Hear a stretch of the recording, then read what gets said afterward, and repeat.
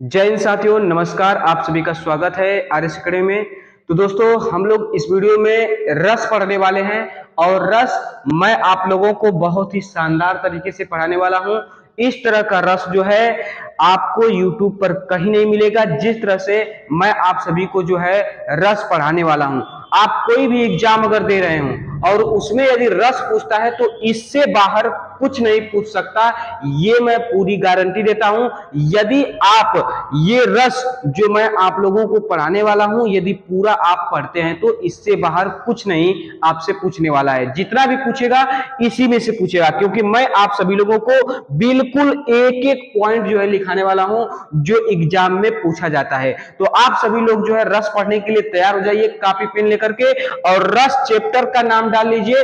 और सबसे पहले इसमें जो है आप यहां पर देख रहे हैं लिखना आपको है कि रस शब्द का प्रयोग। आप देख पा रहे हैं रस शब्द का प्रयोग पूछता है आपसे कि कहां किया गया था और किस अर्थ में किया गया था। तो आप रस चैप्टर का नाम डाल करके जो है यहां पर रस शब्द का प्रयोग इस तरह से, जिस तरह से लिखा हुआ है इसी तरह से जो है आप लिखिएगा, ताकि रिवीजन करने में जो है आपको आसानी रहे। तो रस शब्द का प्रयोग कहां हुआ था दोस्तों? तो तैत्तिरीय उपनिषद में किया गया था। सर्वप्रथम तैत्तिरीय उपनिषद में जो है किया गया था। तैत्तिरीय उपनिषद में किया गया था। और किस अर्थ में किया गया था? किस अर्थ में किया गया था रस शब्द का प्रयोग? सर्वप्रथम तो स्वाद के अर्थ में किया गया था। किस अर्थ में किया गया था? स्वाद के अर्थ में किया गया था। ये पहली बात याद रखिएगा, रस शब्द का प्रयोग सर्वप्रथम तैत्तिरीय उपनिषद में किया गया था और स्वाद के अर्थ में किया गया था। फिर इसके बाद कह रहा है रस पर विवेचना करने वाले सर्वप्रथम कौन थे? तो रस पर विवेचना करने वाले सर्वप्रथम आचार्य भरत मुनि हैं। कौन है? आचार्य भरत मुनि। आचार्य भरत मुनि।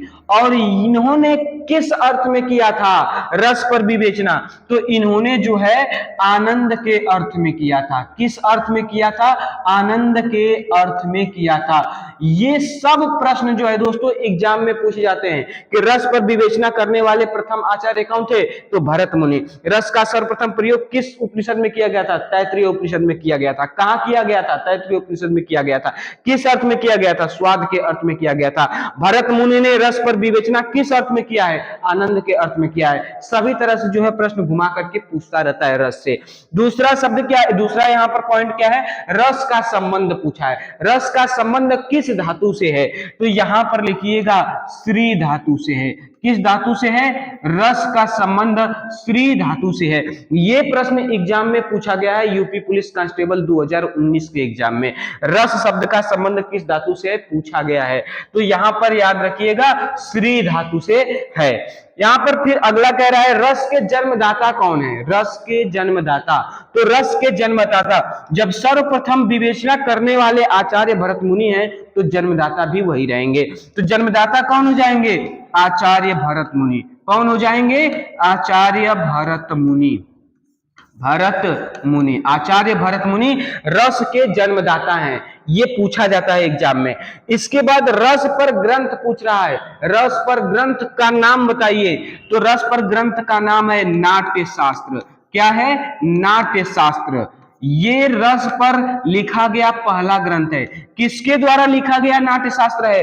तो आचार्य भरत मुनि ने लिखा है। ये भी पूछता है नाट्य शास्त्र किसका काव्य ग्रंथ है? तो आचार्य भरत मुनि का है। ठीक है, तो ना महाग्रंथ यहां पर जो है ग्रंथ, ठीक है, यहां पर जो है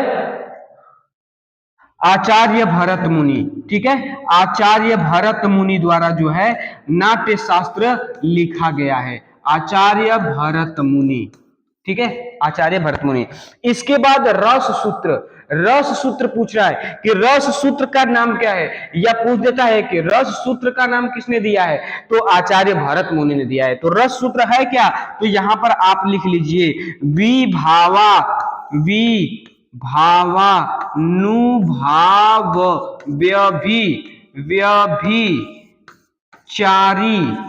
व्यभिचारी संयोगा दृश निष्पत्ति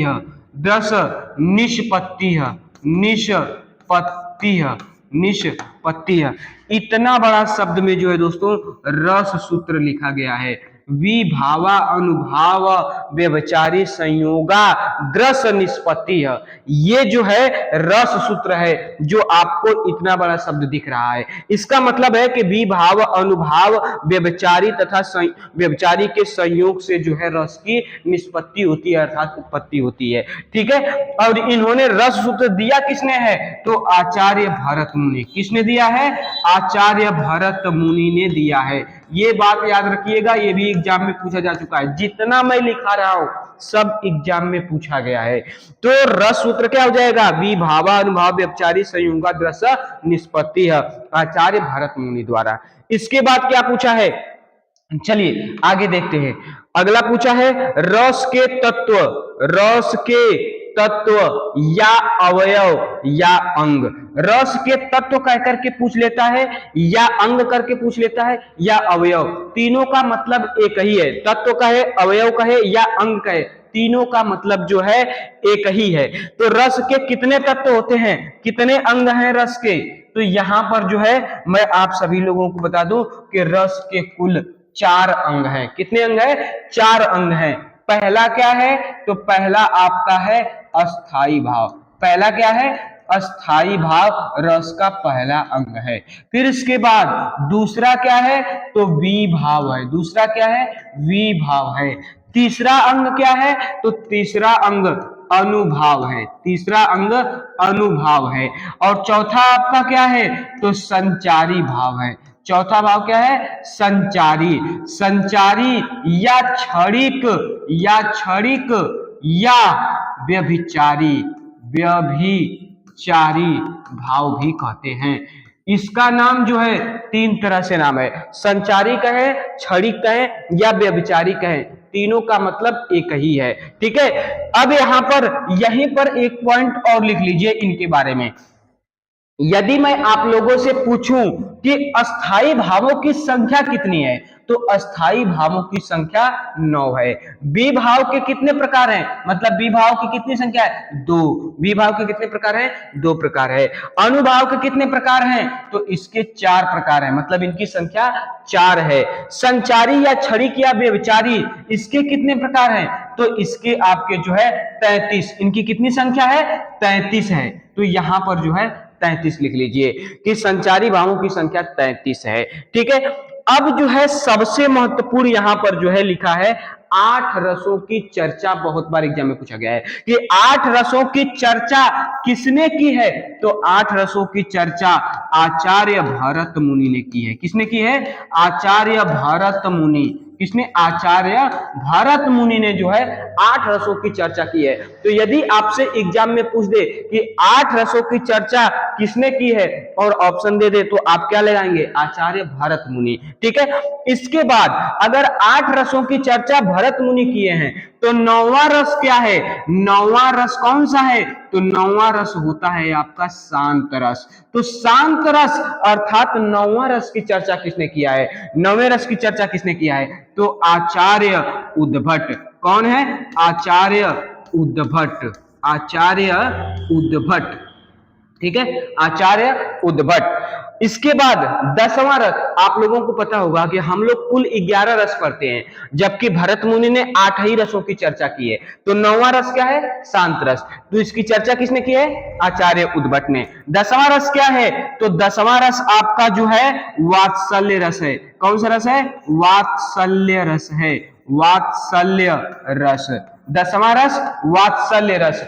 और इसकी चर्चा किसने की है? तो इसकी चर्चा जो है, इसकी चर्चा यहां पर जो है आचार्य विश्वनाथ। किसने किया है? आचार्य विश्वनाथ। आचार्य विश्वनाथ ने की है। आचार्य विश्वनाथ ने की है 10वां रस वात्सल्य रस, जिसकी चर्चा आचार्य विश्वनाथ ने की है। 11वां रस क्या है आपका? तो 11वां रस आपका है भक्ति रस। क्या है? भक्ति रस। और भक्ति रस की चर्चा किसने की है? तो आचार्य रूप गोस्वामी। आचार्य रूप गोस्वामी जी ने की है। किसने की है? रूप गोस्वामी। ठीक है, रूप गोस्वामी जी ने 11वां रस अर्थात भक्ति रस की चर्चा की है। यदि आपसे एग्जाम में पूछ दे कि 9वां रस क्या है? शांत रस। 10वां रस क्या है? वात्सल्य रस। 11वां रस क्या है? भक्ति रस। शांत रस की चर्चा किसने की है? आचार्य उद्भट। वात्सल्य रस की चर्चा किसने की है, अथवा अर्थात 10वें रस की चर्चा तो यहाँ पर आचार्य विश्वनाथ। और भक्ति रस की रूप गोस्वामी। ये सभी एग्जाम में पूछे जाते हैं, जितना मैं आप लोगों को एक एक पॉइंट लिखा रहा हूं। ठीक है, चलिए अब देखते हैं अगला क्या है, आपका आगे क्या दिया हुआ है। तो आगे यहां पर पूछ रहा है, यहां पर आगे आपसे पूछ रहा है कि आचार्य विश्वनाथ द्वारा लिखा गया काव्य ग्रंथ, भरत मुनि द्वारा लिखा गया काव्य ग्रंथ का नाम क्या था? तो उसका नाम था नाट्य शास्त्र। और जो नाट्य शास्त्र है दोस्तों, वहां पर एक चीज बताने के लिए छूट गया है, नाट्य शास्त्र को पंचम वेद भी कहते हैं। क्या कहते हैं? पंचम वेद भी कहते हैं। पंचम वेद, नाट्य शास्त्र जो है उसको पंचम वेद भी कहते हैं। ये बात याद रखिएगा, वहां पर लिख लीजिएगा आप सभी लोग। ठीक है, पंचम वेद भी कहते हैं। चलिए यहां पर लिखाते हैं, आचार्य विश्वनाथ द्वारा लिखा गया काव्य ग्रंथ का क्या नाम है? तो साहित्य दर्पण। ये भी एग्जाम में पूछा गया है। आचार्य विश्वनाथ द्वारा लिखा गया काव्य ग्रंथ का नाम साहित्य दर्पण है, याद रखिएगा। इसके बाद एको रसः करुणा किसने कहा है? एको रसः करुणा किसने कहा है? तो एको रसः करुणा आचार्य भवभूति ने किया है। किसने किया है? किसने कहा है? आचार्य भवभूति ने। ठीक है, अब इसके बाद नोट, नोट में आपको क्या लिखना है? नोट में ये लिखना है कि आचार्य भरत मुनि ने, ये नोट है मतलब इंपोर्टेंट है। ठीक है, आचार्य भरत मुनि ने, आचार्य भरत मुनि ने अस्थाई भाव को, अस्थाई भाव को नहीं माना है, अस्थाई भाव को नहीं माना है।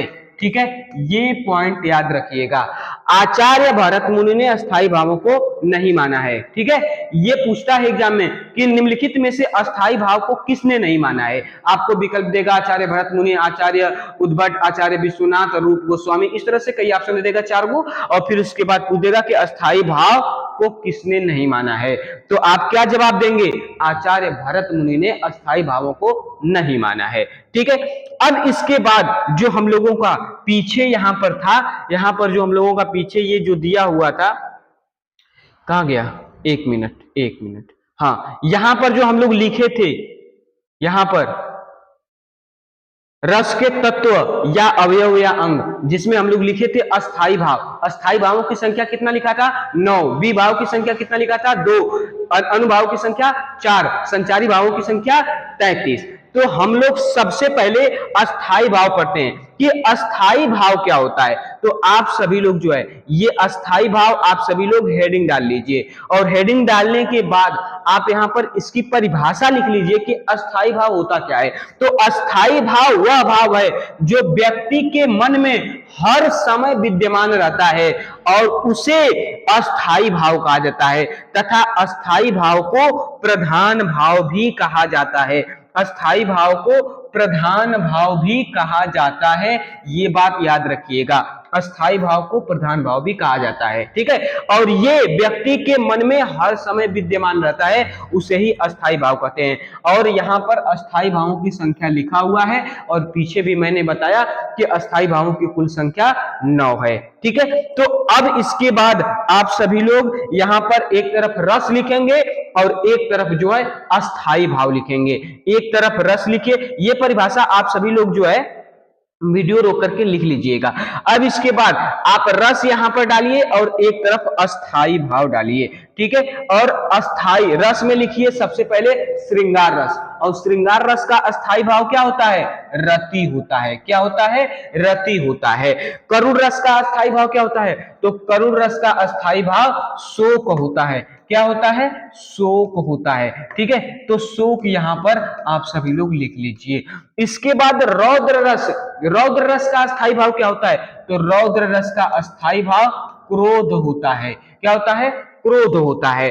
फिर इसके बाद अद्भुत रस का अस्थाई भाव पूछ रहा है, तो अद्भुत रस का अस्थाई भाव विस्मय क्या होता है, विस्मय होता है, या आपको आश्चर्य दे देगा। विस्मय या आश्चर्य दोनों में से कोई दे सकता है, ठीक है। तो अद्भुत का विस्मय आश्चर्य हो जाता है।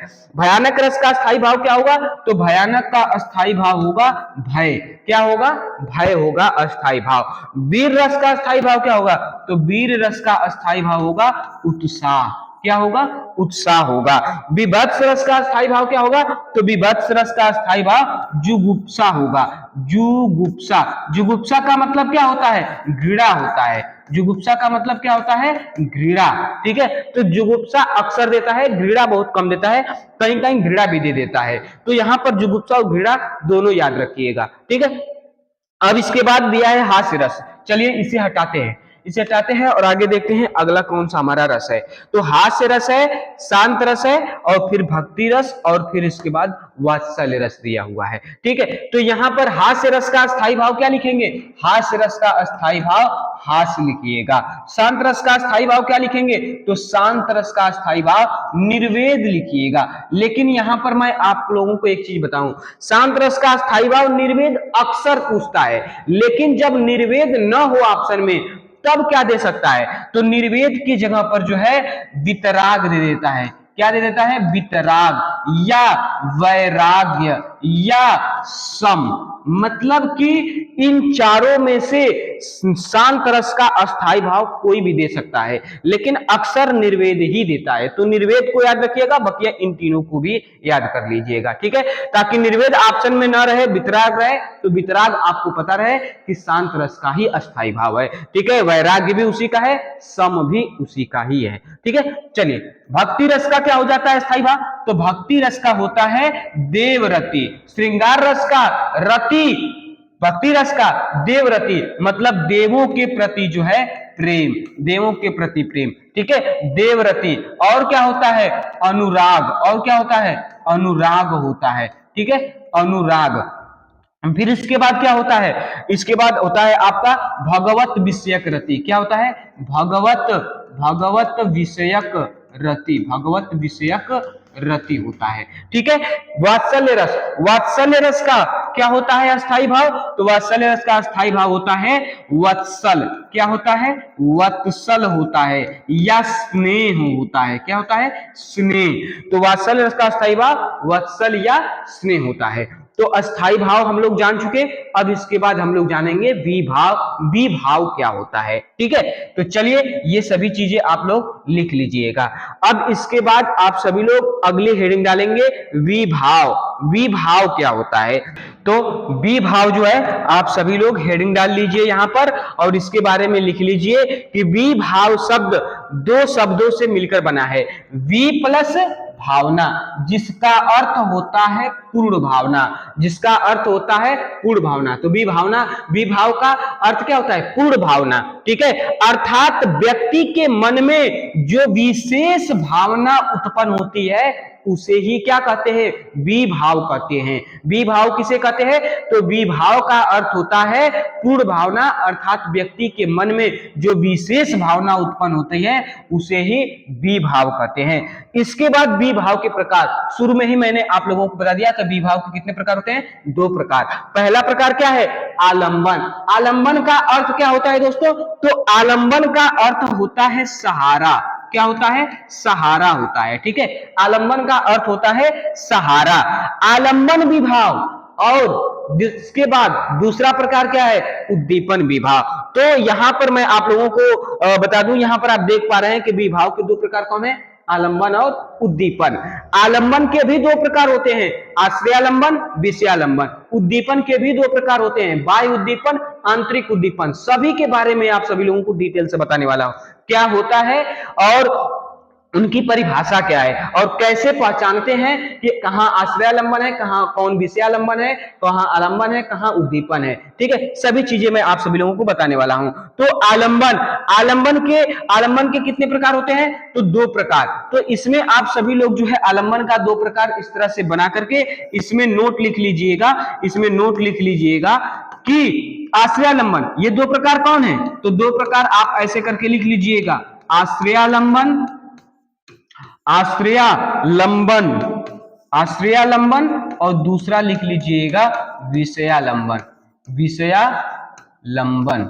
ठीक है, ये दो प्रकार होते हैं आलंबन के। तो आश्रयालंबन विषयालंबन क्या होता है, तो इनके बारे में नोट करके लिख लीजिएगा कि जिसमें भाव जागृत हो, जिसमें भाव जागृत हो, जिसमें भाव जागृत हो उसे आश्रयालंबन कहते हैं, उसे आश्रयालंबन कहते हैं, आश्रयालंबन कहते हैं,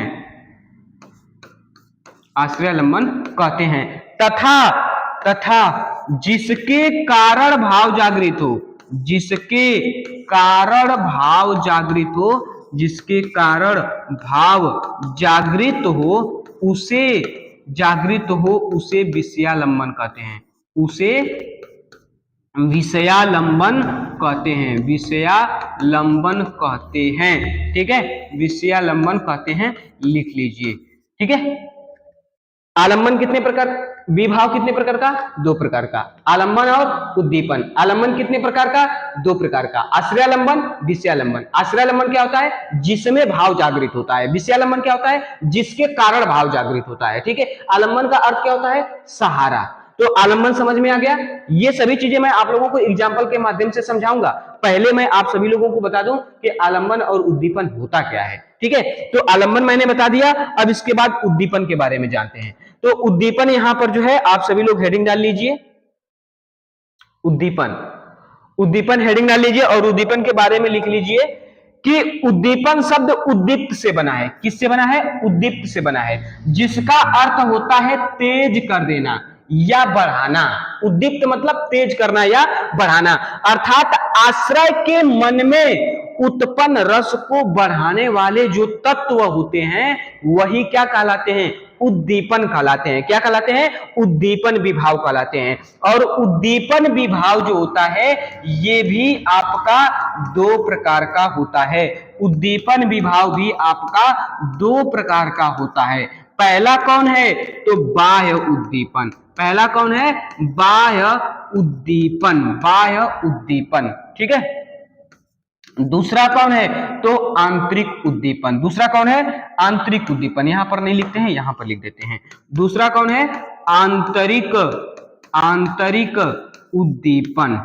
बाह्य उद्दीपन क्या होता है, बाह्य उद्दीपन क्या होता है, तो बाह्य उद्दीपन जो होता है दोस्तों ये प्राकृतिक तत्व से संबंधित होता है। किस तत्व से संबंधित होता है, प्राकृतिक तत्व। मतलब बाह्य उद्दीपन में आपके प्राकृतिक तत्व आते हैं, प्राकृतिक तत्व आते हैं। और आंतरिक उद्दीपन में क्या आता है, तो आंतरिक उद्दीपन में जो है ये भौतिक तत्व आते हैं। कौन से तत्व आते हैं, भौतिक तत्व आते हैं, भौतिक तत्व। ठीक है, बाह्य उद्दीपन क्या होता है, ये उद्दीपन का प्रकार है। आंतरिक उद्दीपन भी उद्दीपन का प्रकार है, दो प्रकार होते हैं। बाह्य उद्दीपन क्या होता है, प्राकृतिक तत्व, मतलब इसके अंतर्गत प्राकृतिक तत्व आते हैं। आंतरिक उद्दीपन क्या होता है, भौतिक तत्व, मतलब इसके अंतर्गत भौतिक तत्व आते हैं। चलिए अब मैं आप लोगों को जो है एग्जाम्पल के माध्यम से समझाने का प्रयास करता हूं कि आश्रयालंबन क्या होता है, विषयालंबन क्या होता है, आंतरिक उद्दीपन क्या होता है, बाह्य उद्दीपन क्या होता है। ठीक है, तो अब इसके बाद आप लोग यहां पर आप एग्जाम्पल देख रहे हैं कि एक और अजगर ही लखी, एक और मृगराय, बिकल बटोही बीच ही पड़ियो मूर्छा खाए। ये प्रश्न जो है, ये एग्जाम्पल जो है इसी 60,244 जो भर्ती हुई थी इसी में जो है ये एग्जाम्पल पूछा गया था कि एक और अजगर ही लखी, एक और मृगराय, बिकल बटोही बीच ही पड़ियो मूर्छा खाए में कौन सा रस है। तो आप देख रहे हैं भयानक रस है, इसमें जो है भय नामक स्थायी भाव छुपा हुआ है। किसके अंदर, बटोही के अंदर। तो इसमें मैं आप लोगों को बता रहा हूं कि आश्रयालंबन कौन है, विषयालंबन कौन है, उद्दीपन क्या है, और इसके बाद जो है उद्दीपन में बाह्य कौन है, आंतरिक कौन है। ठीक है, तो यहां पर क्या कह रहा है कि एक और अजगर ही लखी, एक और मृगराय, बिकल बटोही बीच ही पड़ियो मूर्छा खाए। तो ये बताइए इसमें आश्रय कौन है, आश्रय मतलब किसके अंदर भाव जागृत हो रहा है? तो बटोही के अंदर भाव जागृत हो रहा है। तो बटोही आपका क्या हो जाएगा? आश्रयालंबन हो जाएगा। क्या हो जाएगा? आश्रयालंबन हो जाएगा। और फिर इसके बाद विषयालंबन क्या होता है? जिसके कारण भाव जागृत हो। तो किसके कारण बटोही के अंदर भाव जागृत हो रहा है? तो अजगर और मृगराय के कारण जो है भाव जागृत हो रहा है। इन्हीं को देखता है तो भय नामक अस्थाई भाव जो है उनके अंदर जो है परिवर्तित, रस में जो है परिवर्तित हो जाता है, उद्दीप्त हो जाता है, तेज हो जाता है। ठीक है, तो यहां पर जो है अजगर और मृगराय ये क्या हो जाएंगे? विषयालंबन हो जाएंगे। क्या हो जाएंगे? विषयालंबन हो जाएंगे। ठीक है, बैठिए आप लोग, बैठिए आराम से, बस पढ़ाने बस खत्म हो जाए, विषयालंबन हो जाएंगे। अब इसके बाद इसमें उद्दीपन क्या है? तो उद्दीपन इसमें जो है दोस्तों, उद्दीपन में दो चीज होता है, बाह्य उद्दीपन और आंतरिक उद्दीपन। बाह्य उद्दीपन, ठीक है, बाह्य उद्दीपन। बाह्य उद्दीपन में मैं क्या बताया था? प्राकृतिक तत्व। तो प्राकृतिक तत्व इसमें कौन है?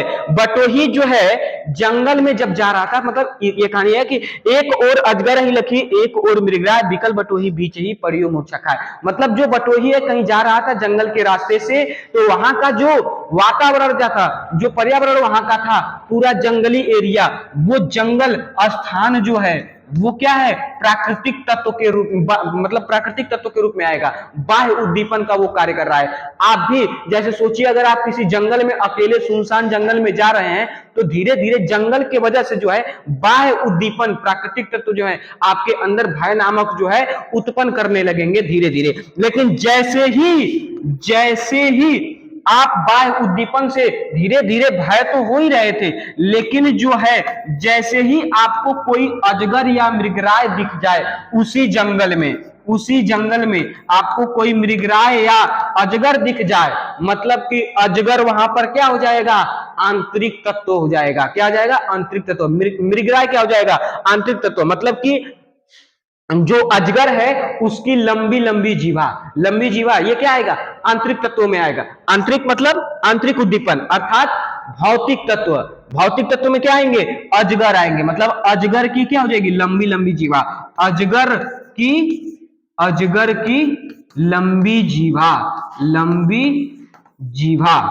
लंबी जीवा, ये क्या आ जाएगा? भौतिक तत्व में आ जाएगा। फिर इसके बाद मृगराय के धारदार नाखून, उसके जो धारदार नाखून है ये क्या आ जाएंगे? भौतिक तत्व में आ जाएंगे। धारदार नाखून, ठीक है, ये किस में आ जाएंगे? ये आपके आंतरिक उद्दीपन अर्थात भौतिक तत्व के अंतर्गत आ जाएंगे। ये क्या करेंगे? आंतरिक उद्दीपन का कार्य करेंगे। जैसे ही शेर दहाड़ेगा, अजगर जो है लंबी जीवा निकालेगा, तो आंतरिक उद्दीपन जो है और तेज जाएगा और भयानक रस से जो है वो क्या हो जा रहा है? बटोही मूर्छित हो जा रहा है, ठीक है, बेहोश हो जा रहा है। तो इसमें आप लोग समझ गए कि भयानक रस है, और इसमें आपका बटोही जो है आश्रयालंबन है, अजगर मृगराय विषयालंबन है, जो जंगल स्थान है, जो जंगली जगह है, वो आपका बाह्य उद्दीपन है, और जो अजगर की लंबी लंबी जीवा है, मृगराय के धारदार नाखून है, लंबे लंबे जो बाल हैं, वो दहाड़ने की जो आवाज है, वो सभी क्या आ जाएंगे? आंतरिक उद्दीपन में आ जाएंगे, अर्थात भौतिक तत्व के अंतर्गत आ जाएंगे। अब इसके बाद जो है दोस्तों आप देख पा रहे हैं यहाँ पर अनुभाव। तो अनुभाव जो है हम लोग अगली वीडियो में पढ़ेंगे। इस वीडियो को यहीं तक रहने देते हैं। यदि आप सभी लोगों को ये वीडियो अच्छी लगी हो तो वीडियो को लाइक कर दीजिएगा, वीडियो को ज्यादा से ज्यादा शेयर कीजिएगा, और यदि चैनल को सब्सक्राइब नहीं किया है तो चैनल को सब्सक्राइब कर लीजिएगा। तो मिलते हैं अगले वीडियो में ऐसे ही जबरदस्त वीडियो के साथ। जय हिंद।